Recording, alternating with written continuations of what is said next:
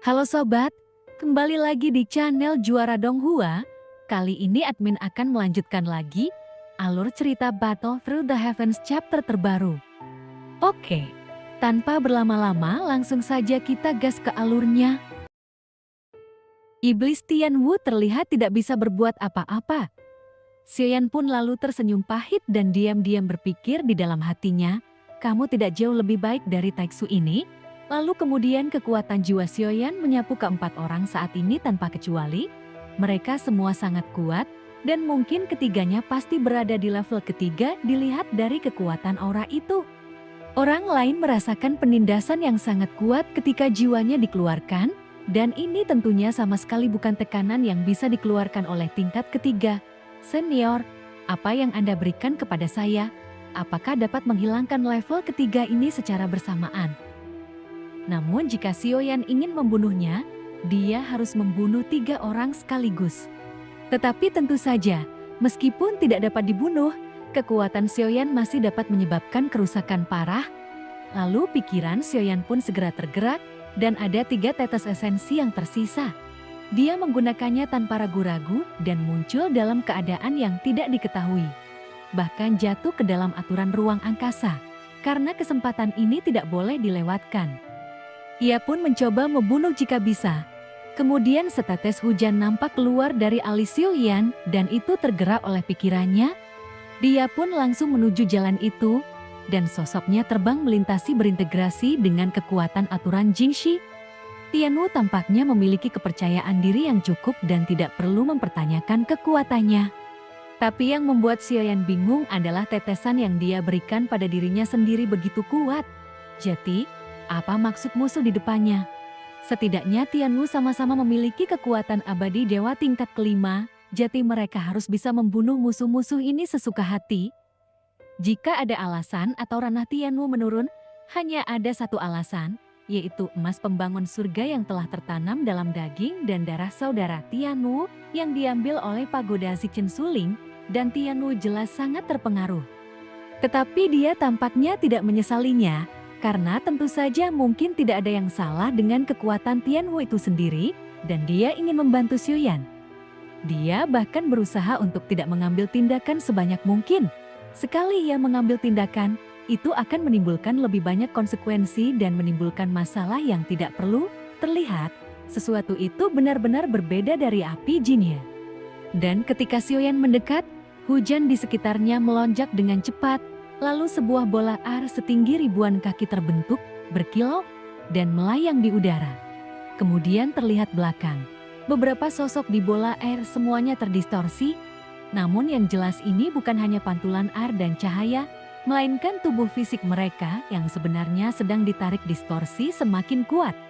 Mereka berempat terbangun dari musim panas yang menyakitkan, namun sepertinya pola air ini memiliki efek penyegelan dan tidak mungkin bisa lepas untuk sementara waktu. Suara berderak pun terdengar berasal dari pola air itu. Nampak, kecuali pemain terkuat level 4 yang berusaha sekuat tenaga melepaskan diri dari pola air itu, postur tubuh level ketiga lainnya menjadi aneh.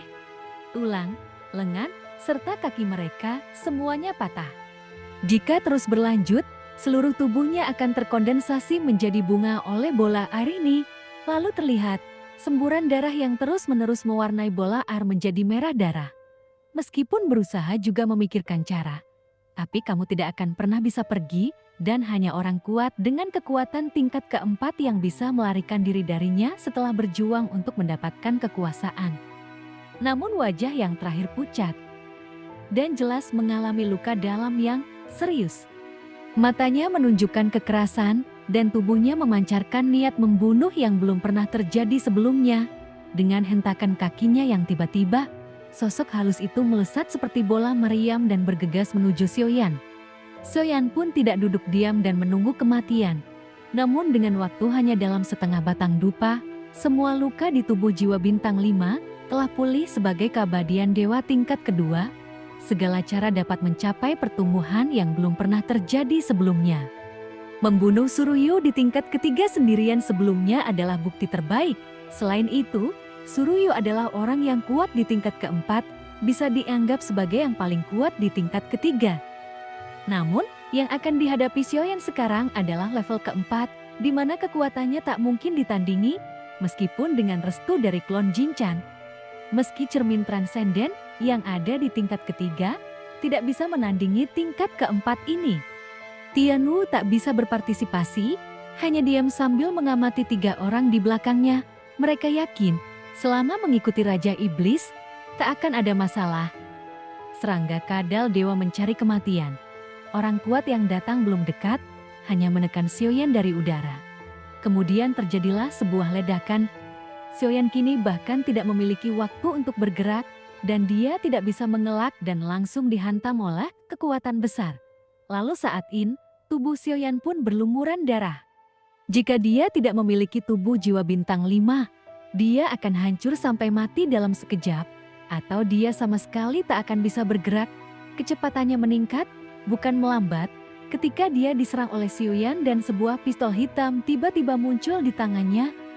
Dia sudah siap membunuh dan menghilangkan. Kemudian terjadi ledakan keras berulang kali, lalu gunung-gunung runtuh, tanah retak, asap serta debu membubung ke langit. Dia menghindari tatapan Tianwu, bergerak di dalam asap sambil mengikuti tatapan Wu.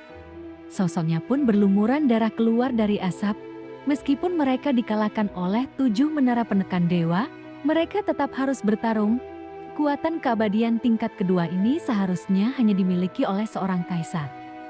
Bagian ke-9 dapat mengalahkan kelompok keempat dengan kekuatannya saat ini. Mungkin situasi hidup dan mati seperti itu dapat membantunya menerobos keabadian dewa. Tianwu tampaknya mampu menembus segala hambatan, termasuk kepala harimau yang bersisi 8, dan semua mata yang bergerak bersamaan mengungkapkan cahaya keemasan. Raja Iblis menatapnya dan berkata, "Orang ini hanyalah pengganggu geologis yang abadi." Kemudian dia diam sejenak lalu berkata lagi, "Mungkinkah kamu telah berdiskusi dengannya dan tidak ada keraguan di langit? Bukan begitu. Masalahnya, kami memiliki hubungan yang cukup baik, si penindas yang tidak pernah melakukan apapun." Dia pun tiba-tiba merasa malu. Dia menggaruk kulit kepalanya yang keras dengan cakar dan dengan ragu-ragu berkata, "Si kecil ini tidak biasa. Dia memiliki keabadian dari berbagai asal-usul dan bahkan dapat memiliki keabadian para dewa. Jika dia diizinkan untuk memasuki alam yang sama, dia tidak hanya tidak akan terkalahkan, tapi bahkan dapat menghancurkan alam itu dalam 3 gerakan." Tianwu sangat memuji Xiaoyan. Tidak heran Raja Iblis belum diciptakan, dan sebab akibatnya juga terbagi menjadi baik dan buruk. Jika orang itu selamat dari bencana dan tumbuh menjadi besar di masa depan, dia tidak hanya akan menjadi musuh, tapi juga akan memperoleh setetes anugerah. Saat Bayan tiba-tiba berbicara, Tianwu tidak menjawab dan mengiyakan perkataan Baxiong, karena apa yang ia katakan adalah benar. Tianwu berada di sana sambil melihat potensi dan memperhatikan satu sama lain. Persahabatan terbentuk, mungkin akan ada variabel di masa depan. Ia bergegas memperhatikan ledakan, lalu suara bergema di 7 kaki Xiaoyan. Kemudian saat mereka berdua melesat ke bawah, sosok yang muncul dari asap terus-menerus melambai dan memegang pistol hitam di tangannya. Ia pun memuntahkan cahaya hitam yang mengarahkan kepada kaki Xiaoyan satu persatu. Pegunungan dan lautan berada di ujung jari Xiaoyan, yang hanya memiliki kemampuan bertarung yang cukup kuat saat ini.